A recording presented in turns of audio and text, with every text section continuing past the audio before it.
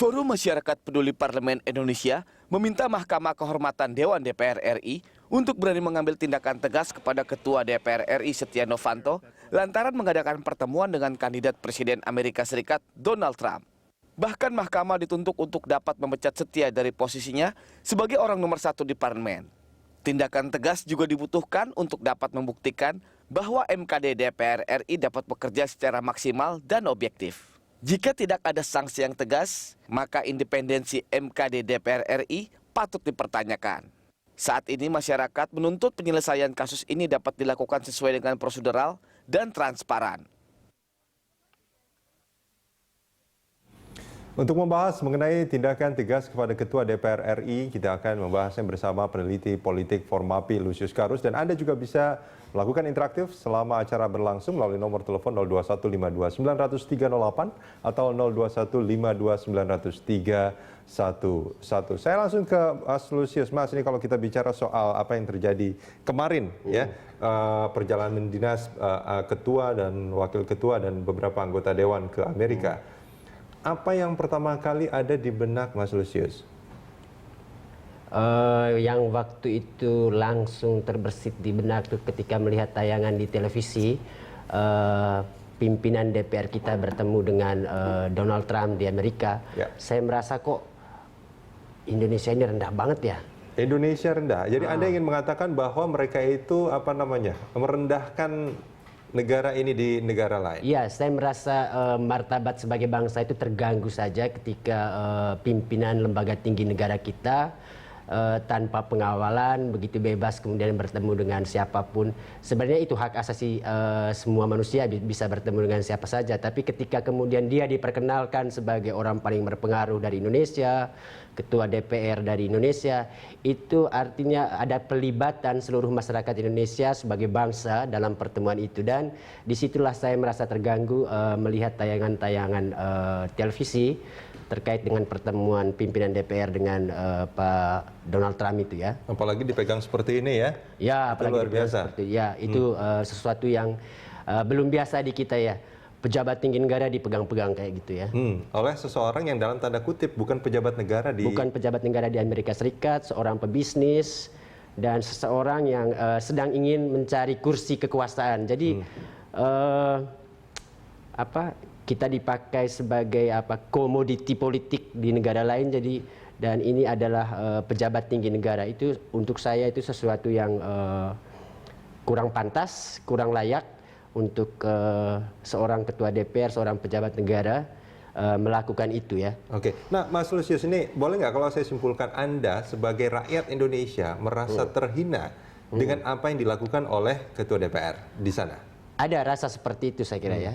Ketika melihat tayangan-tayangan itu, saya merasa negara Indonesia dengan luas yang begitu dengan wilayah yang begitu luas, manusia yang begitu banyak, dan kekayaan alamnya yang juga tidak sedikit, kok jadi begitu kecilnya di hadapan seorang pengusaha negara lain, dan itu adalah negara Amerika Serikat. Jadi, dan kebetulan memang kalau dari postur tubuh memang Pak Setia Novanto memang lebih kecil dari Pak Donald Trump juga. Betul.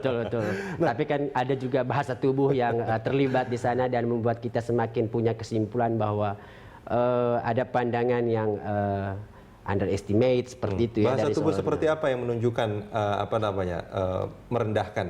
Ya, saya melihat tatapan misalnya kebetulan bahwa Donald Trump lebih tinggi dari Pastia, lalu dia melihat Pastia itu dengan segala kondisinya yang lebih pendek itu ke bawah, terus tangan Donald Trump juga meraba-raba punggung ya.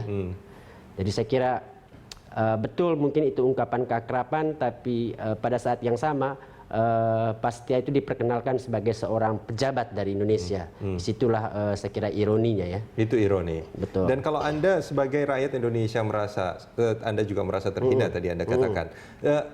Ini kan ada Mahkamah Kehormatan Dewan. Betul. Yang saat ini sedang bertugas untuk itu.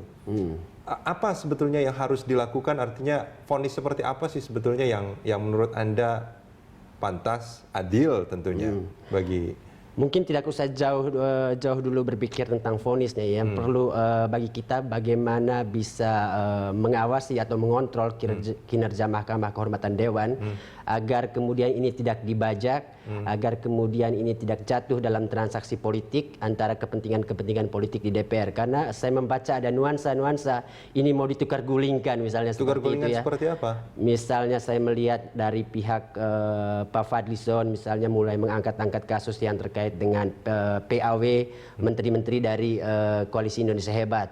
Ya. Dan itu seolah-olah dikencangkan tekanannya sehingga kemudian pada saat yang sama ada peluang misalnya ini nanti dikuburkan saja kasus terkait dengan pimpinan DPR ini, lalu KMP misalnya tidak mau meributkan posisi 3 menteri yang sampai sekarang belum di PAW dari KIH. Jadi peluang-peluang seperti ini yang kita tidak inginkan terjadi, karena itu kita harus memastikan kontrol terhadap kerja Mahkamah Kehormatan Dewan ini harus dilakukan. Dan saya pikir perlu didorong misalnya bagaimana supaya sidang-sidang yang dilakukan oleh Mahkamah Kehormatan Dewan itu dilakukan secara terbuka. Saya melihat sudah Itu ada. sudah dijanjikan sama Dasko ya? Ya betul, tapi kan belum. Bahwa ini akan dilakukan secara transparan katanya.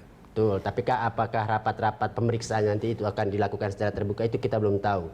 Tapi sudah ada gejala-gejala yang tidak terlalu bagus. Misalnya kemarin Mahkamah Kehormatan Dewan itu mengirimkan surat resmi ke Sekjen untuk dipanggil sebagai saksi gitu ya, dalam proses pemeriksaan. Tapi Sekjen kemudian membalas surat Mahkamah Kehormatan Dewan bahwa berdasarkan rapat konsultasi dengan pimpinan DPR, mereka tidak bersedia untuk dipanggil oleh MKD.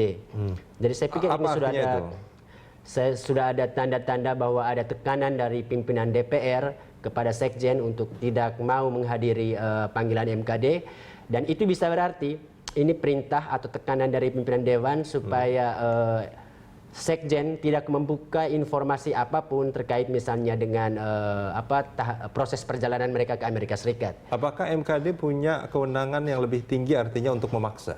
Betul, ada kewenangan itu. Bahkan MKD itu bisa menggunakan jasa pihak kepolisian untuk memanggil orang yang tidak bersedia dipanggil secara baik-baik oleh MKD ya. Kalau MKD artinya kalau ada perlawanan terhadap MKD dan MKD tidak menggunakan aparat penegak hukum, apakah itu bisa diartikan MKD sebetulnya lemah dalam hal ini? Saya kira iya. Kita harus melihat reaksi, tapi untuk sementara saya melihat tadi malam pernyataan dari anggota MKD. Siapa? Yang dari PDIP ya, siapa namanya? Apa yang dia mengatakan bahwa mereka akan menggunakan cara apapun untuk bisa mendatangkan Sekjen sebelum ada upaya-upaya misalnya penghilangan barang bukti. Jadi berarti kita berharap hari ini atau besok MKD ini bisa mendatangkan Sekjen itu untuk diperiksa. Ini kalau kita bicara barang bukti kan sebetulnya sulit untuk dihilangkan saat ini kan, karena barang buktinya sudah menyebar kemana-mana. Ya, tapi siapa tahu masih ada data-data yang ada di Sekretariat Jenderal yang belum dipublish kemana-mana, dan itu bisa jadi dengan tekanan itu bisa dihilangkan atau disembunyikan. Kalau kita bicara soal kehormatan, artinya kan sebetulnya kita bicara soal etika. Betul. Nah, ketika kita bicara soal etika, apa yang dirasakan oleh Mas Julius Karus itu kan seperti apa yang sudah kita lihat di YouTube bahkan. Bahkan sini sudah menyebar ke handphone banyak orang gitu yang memiliki smartphone gitu. Mestinya itu sudah menjadi bukti yang cukup tidak? Itu sudah bisa menjadi bukti yang cukup, tapi kan ada misalnya dokumen-dokumen resmi negara yang dipakai oleh misalnya pimpinan DPR sebagai dasar dalam melakukan perjalanan ke luar negeri, terus agenda-agenda yang resmi yang sudah dikeluarkan oleh Sekjen untuk mereka lakukan di luar negeri yang dibiayai oleh negara, yang seperti itu kan belum semuanya terungkap ke publik. Tanpa dokumen-dokumen itu sudah dinyatakan bahwa pertemuan dengan Donald Trump itu bukan agenda yang sudah acara yang sudah diagendakan. Apakah itu sebetulnya sudah melanggar etika menurut Anda? Saya kira sejauh ini yang ditampilkan di media dengan berbagai macam komentar yang disampaikan baik oleh Pak Setia maupun oleh Pak Fadlizon, saya melihat potensi dugaan pelanggaran kode etik sangat tinggi ya. Potensi? Ya. Anda belum melihat itu sebagai sebuah pelanggaran? Karena kita menghormati vonis mengatakan ini melanggar atau tidak itu adalah kata-kata dari MKD nanti ya. Kita jeda sebentar, kita akan lanjutkan ini di segmen berikut.